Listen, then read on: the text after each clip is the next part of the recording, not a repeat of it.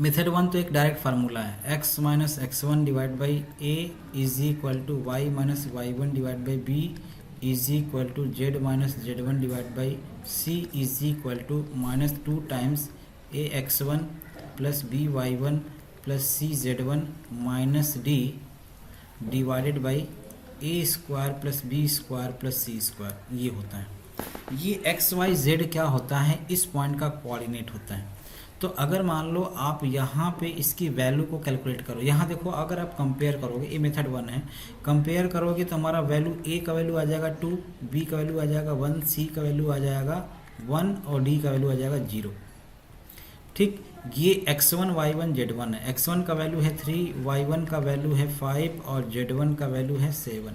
तो इसमें आपने पुट कर दिया, divide by 2 is equal to Y minus Y one मानी 5 डिवाइड बाई बी यानी 1 और z माइनस z1 यानी 7 डिवाइड बाई 0 नहीं 1 divide by C is equal to minus 2 times of a x one. तो ए एक्स वन यानी 2 into कितना, 2 into 3 plus 1 into 5 plus 1 into 7 minus d 0 है divided by A square plus B square plus C square यानी 6 हो जाएगा। तो 2 का square plus 1 का स्क्वायर प्लस 1 का स्क्वायर।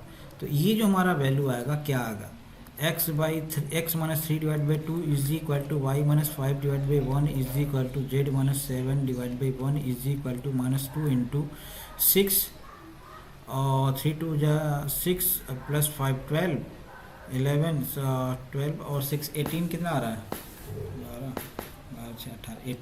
18 बाई 6 यानी कितना आ जाएगा 3 आ जाएगा यानी माइनस 6। तो माइनस 6 आ रहा है, तो हमने क्या किया, इसको इक्वेट कर दिया। तो x माइनस 3 इजी by 2 is equal to minus 6 है ना। तो यहाँ से x का वैल्यू क्या आ जाएगा, x इज इक्वल टू आ जाएगा माइनस 12 प्लस 3 यानी माइनस 9। y का वैल्यू क्या आ जाएगा, y minus 5 divide by 1 is equal to minus 6। तो y का वैल्यू आ गया माइनस 6 प्लस 5 यानी माइनस 1। ऐसे ही z का वैल्यू क्या आ जाएगा, z minus 7 is equal to minus 6। तो z is equal to 7 minus 6 यानी आपका आ जाएगा 1 आ जाएगा। तो यहाँ का जो हमारा इमेज कैलकुलेट होके आया वो क्या आया, -9 -1 एंड 1। ठीक, ये हमारा इमेज आ गया। ये x का कोऑर्डिनेट आपका आ गया। x y z का जो कोऑर्डिनेट होता है ये किसको रिप्रेजेंट करता है, इमेज को रिप्रेजेंट करता है। ठीक है, आ गया। तो ये मेथड 1 हो गया। एक मेथड 2 से आप क्या करोगे, मेथड 2 में हम लोग क्या करते हैं, जैसे मान लो हमारे पास एक प्लेन का इक्वेशन ऐसे दिया हुआ है और एक पॉइंट दिया हुआ है P जिसका कोऑर्डिनेट हमारा क्या दिया हुआ था 3, 5 एंड 7 दिया हुआ है। ठीक, प्लेन का इक्वेशन हमारा क्या दिया हुआ था 2x plus y plus z is equal to 0 दिया हुआ है। तो मान लिया कि हम एक लाइन का इक्वेशन ढूंढ रहे हैं। ठीक है, एक लाइन का इक्वेशन कैलकुलेट कर रहे हैं जो कि इस पॉइंट से पास कर रहा होगा, P से पास कर रहा होगा, है ना, P से पास कर रहा है। और इसके अलावा आपने क्या किया, इसको इसके डायरेक्शन रेशियो हमको दिया हुआ है, डायरेक्शन कोसाइन मान लो दिया हुआ है, ये 2 1 1 दिया हुआ है जो कि इसके नॉर्मल के पैरेलल है। मतलब इसका नॉर्मल भी जो आएगा, प्लेन का जो नॉर्मल आएगा, ये जो 2 1 1 जो आ रहा है वो क्या है, नॉर्मल का ही सॉरी प्लेन का नॉर्मल तो है, उसका डायरेक्शन कोसाइन या डायरेक्शन रेशियो होगा। तो मैंने क्या किया, एक लाइन का इक्वेशन लिखा। क्या लिखा, इक्वेशन ऑफ अ लाइन, मान लो इसको मैं m बोल देता हूँ, pm which is parallel to the plane to the normal of plane. So direction ratios of the line PM will be क्या 2 1 and 1, यही आएगा 2 1 1 ही आएगा। तो अगर मान लो अब इक्वेशन लिखते हैं, so the equation of line PM PM लिख लेता हूँ, विच इज passes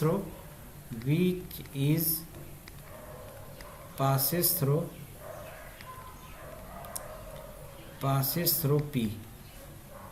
तो इक्वेशन क्या लिखोगे, x minus 3 divide by 2 is equal to Y minus 5 divide by क्या चीज़ 1 और z minus 7 divide by 1 is equal to, मान लो आपने लैम्डा लिख लिया। ठीक, तो ये जो लाइन जा रहा है, ये जो लाइन पास कर रहा है, इसका कोऑर्डिनेट मतलब ये क्या कर रहा है, इसको इंटरसेक्ट कर रहा होगा कहीं ना कहीं लाइन को। तो x इज इक्वल टू क्या आ जाएगा 2 लैम्डा प्लस 3। मतलब ये जो x आ रहा है वो कहाँ का पॉइंट होगा, मान लिया यहाँ का होगा, मतलब इस पॉइंट पे इसको कट कर रहा होगा। तो ये x का वैल्यू आ गया।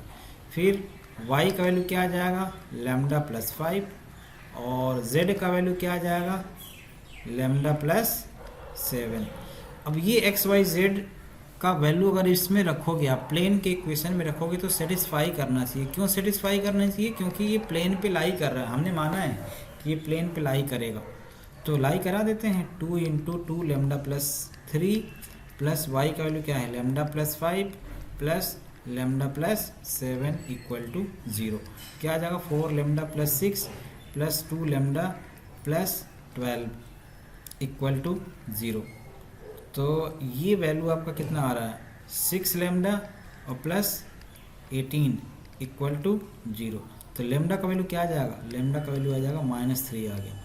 अब जब लैम्डा का वैल्यू आ गया तो हमको कोऑर्डिनेट मिल जाएगा किसका, एक्स वाई जेड का।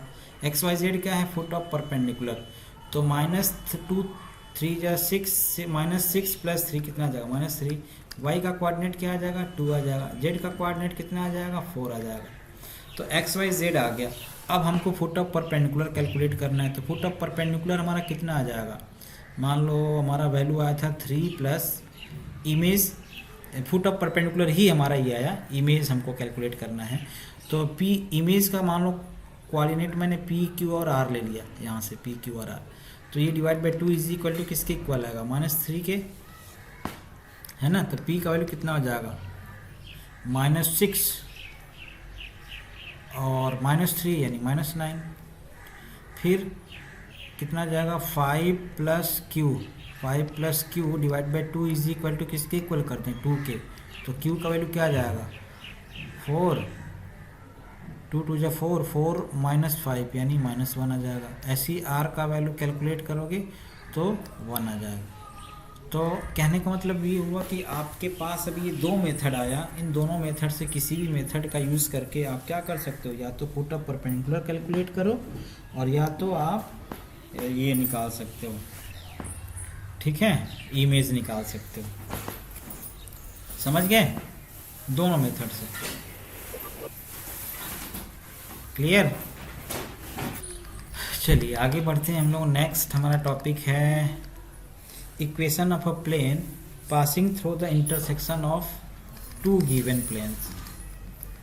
तो नेक्स्ट हम लोग बात करने जा रहे हैं equation of a plane passing through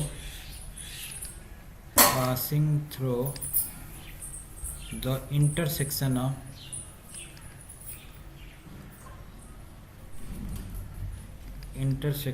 of two given planes।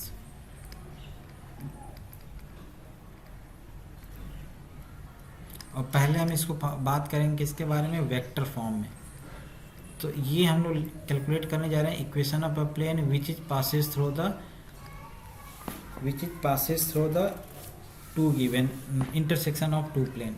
तो मान लिया हमारे पास 2 प्लेन होंगे कुछ ऐसे, जस्ट सपोज मान लो एक प्लेन कुछ ऐसे हैं और एक प्लेन मैं आपको यहाँ से इस तरीके से बना देता हूँ, मान लो इस तरीके से, ये मान लो ये ऐसे होगा प्लेन, ठीक, तिरछा मिर्चा थोड़ा बन गया। तो ये हमारा एक प्लेन आ रहा है। अब ये दोनों प्लेन जहाँ पे कट कर रहे हैं तो यहाँ से एक प्लेन पास करेगा। तो कैसा प्लेन होगा, मान लिया हमने इस प्लेन को कुछ ऐसे बना दिया। कैसे बनाया, मान लो ये प्लेन यहाँ से, मतलब बहुत सारे प्लेन पास करेंगे। यूँ समझ सकते हो कि जैसे हमारा बुक जहाँ पे बाइंड होता है ना वो वही है। तो वहाँ से कितने सारे प्लेन पास कर सकते हैं, जहाँ से बुक बाइंड होता है और जो एक एक पेज होते हैं वही तो हमारा प्लेन है। तो वहाँ से आप ऐसे समझ सकते हो कि कितने सारे प्लेन होंगे। तो मान लो हमारा ये प्लेन 2 है, ये प्लेन 1 है, और यहाँ से बहुत सारे प्लेन पास कर सकते हैं। तो अभी तो हम फिलहाल एक ही प्लेन की बात कर रहे हैं जो कि प्लेन 3 कहलाएगा। अच्छा, हमारा प्लेन का इक्वेशन वेक्टर फॉर्म में क्या होता है, r vector dot n cap is equal to होता है d1, है ना। और मान लो ये प्लेन 1 का इक्वेशन होता है, ऐसे ही तो इसको मैं n1 बोल देता हूँ। ऐसे ही मैं दूसरे प्लेन की बात करता हूँ, r dot n2 vector is equal to, मान लिया हमने d2 मान लिया, ठीक है, d2 कांस्टेंट होता है, तो ये इक्वेशन 2 हो गया। अब अगर मान लो कि ये एक किसी पॉइंट से पास कर रहा है, तो हम लोग क्या कैलकुलेट करते हैं, अगर मान लो किसी भी इंटरसेक्शन पॉइंट से एक लाइन, जैसे लाइन का इक्वेशन हम लोग कैलकुलेट करते थे, याद करो, ये L1 और L2 है, तो इनके इंटरसेक्शन पॉइंट से बहुत सारे लाइन जाते थे ना, तो उसको हम लोग कैसे लिखते थे, L1 plus lambda L2 equal to 0 लिखते थे, ठीक है। या फैमिली ऑफ लाइंस बोल सकते हैं, फैमिली ऑफ सर्कल बोलते हैं, फैमिली ऑफ लाइन बोलते हैं, तो वही यूज़ करना हमको सिंपल। तो मैंने क्या कर दिया, r dot n1 cap minus d1 plus lambda times r dot n2 minus d2 is equal to 0। बस यही हमारा इक्वेशन आ जाएगा। इसी को आप अरेंज कर लो, यानी जब भी हमारे पास प्लेन दिया रहेगा तो हम इसी तरीके का यूज़ करेंगे। सिंपल यही है हमारा प्लेन का इक्वेशन, ठीक है। बाकी इसको अरेंज करना है अरेंज कर लो, नहीं करना है मत करो, जैसे करना है वैसे कर लो, कोई प्रॉब्लम नहीं, ठीक। अगर मान लो मेरे को ये हमारा वेक्टर फॉर्म में है, अगर मान लो हमको कार्टेशियन फॉर्म में अगर मान लो लिखना है, इन कार्टेशियन फॉर्म, तो कार्टेशियन फॉर्म में क्या करेंगे, कोई भी दो प्लेन का इक्वेशन ले लिया, मान लो हमने ले लिया क्या चीज़, a1x plus b1y plus c1z plus d1 equal to 0, और दूसरे प्लेन का इक्वेशन ले लिया ऐसे a2x plus b2y plus c2z plus d2 equal to 0। तो इन दोनों प्लेन के इंटरसेक्शन पॉइंट से एक प्लेन कैसे पास करेगा, a1x plus b1y plus c1z plus d1 plus lambda times a2x plus b2y plus c2z plus d2 equal to 0। ये हमारा family of plane कहलाएगा, जो कि दोनों के इंटरसेक्शन पॉइंट से पास करेगा। तो एक क्वेश्चन करते हैं इससे। क्वेश्चन हमारा दिया हुआ है, मान लो बोला जा रहा है कि find the equation of plane passing through the intersection of plane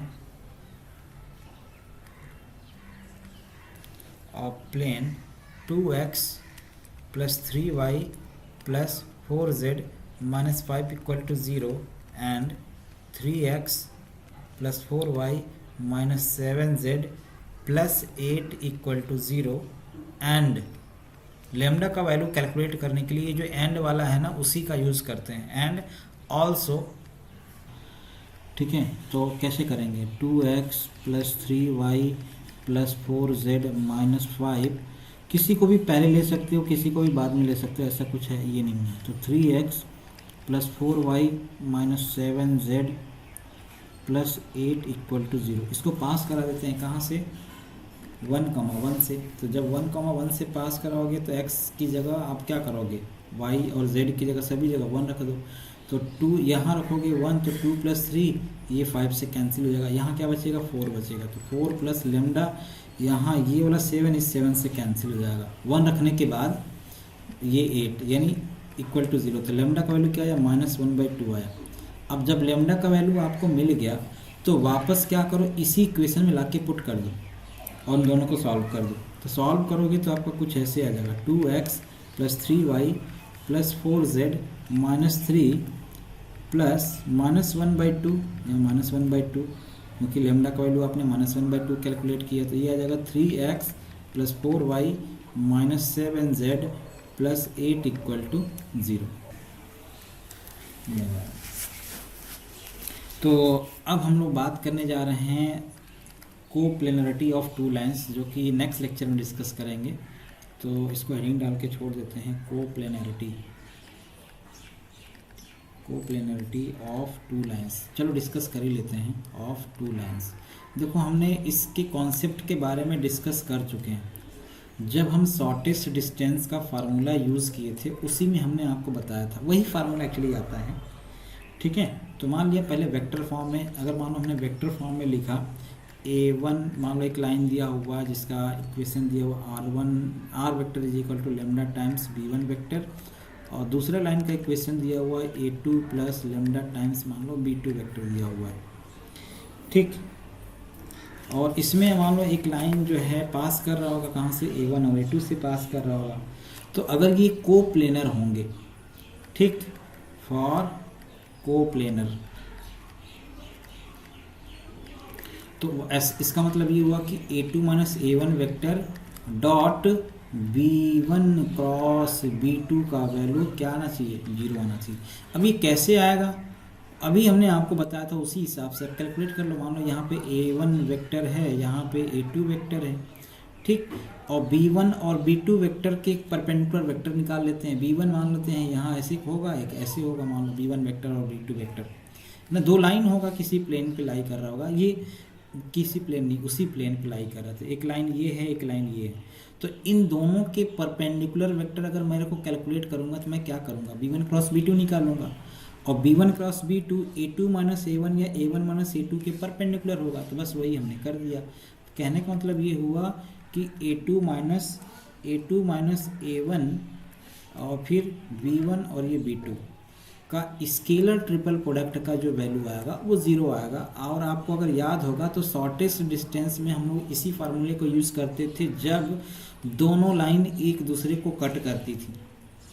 ठीक, ये हमारा वेक्टर फॉर्म में हो गया। और अगर मान लो कार्टेशियन फॉर्म में लिखोगे तो सिंपल यहाँ क्या आ जाएगा, x2 minus x1, y2 minus y1 और z2 माइनस z1, फिर a1 b1 c1 a2 b2 और c2 का वैल्यू 0 आएगा। कब, अगर लाइन का इक्वेशन ये दिया हुआ तब x minus x1 upon a1 is equal to y minus y1 upon b1 is equal to z minus z1 upon c1, और दूसरी लाइन का equation x minus x2 upon a2 is equal to y minus y2 upon b2 is equal to z minus z2 upon c2 दिया हुआ है। तो ये हमारा line का इक्वेशन दिया हुआ है। और ये लाइन, ये दोनों लाइन एक ही प्लेन में, इसी प्लेन में, जैसे मान लो इस प्लेन में मैं ड्रॉ कर रहा हूँ, जो हमारा बोर्ड है सिस्टम का, वो कंप्यूटर का या वाइट बोर्ड है, तो इसी प्लेन में ये भी लाइन लाई करे, ये भी लाइन लाई करे, तो ये कोप्लेनर होंगे, उसी प्लेन में, एक ही प्लेन में होंगे। उसका हमारा कंडीशन ये होगा, जो कि x1 y1 z1 और x2 y2 z2 से पास कर रहे होंगे तो वो कोप्लेनर होंगे।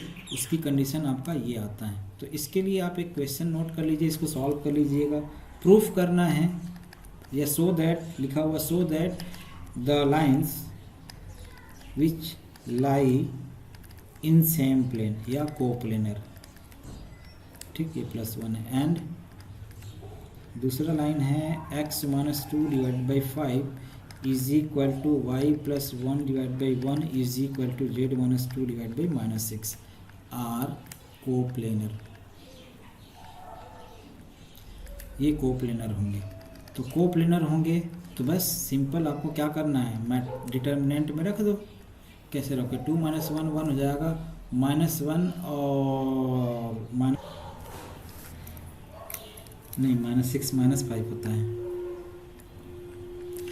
तो ये 22 हो गया, और +2 इंटू -11, तो कितना आ रहा है, 22 - 22 यानी 0। ठीक है।